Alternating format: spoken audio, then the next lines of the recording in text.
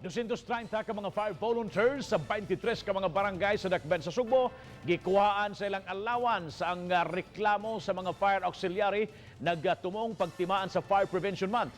Anang report ni Alan Domingo.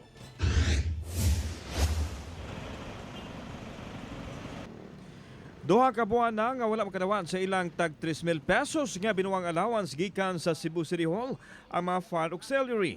Sama ni John Figuera, fire volunteer sa Barangay Santo Niño, kinsa mipadayag nga dako nakayo og matabang kanila ang ilang allowance. Nag-uol mi sir kay mas mayon lang gud unta to nga naami honorarium. Kayon lang anang na kay 3,000 makapalit na ka nag usa ka sakong bugas. Gipasabot ni Konsehal Dave Tumulak ang nangamahan sa paghatag og monthly allowance. Duha may pilian diya sa budget and finance.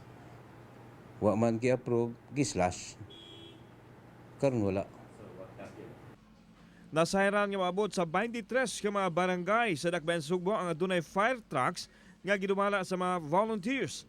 Matod pa, dako sila og papel sa pagpahong sa mga sunog nga may tabo sanglit sila man ang mga frontliners o unang makaresponde.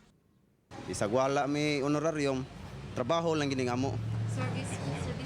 Serbisyo publiko gini siya. Mo na ato ang gipaningkamutan ron nga mahatagan gina sila. Pangitaan ginagpaagi sa atong mayor nga even though ang city council milaslas sa maong pundo. Alan Domingo, Balitang Bisdak.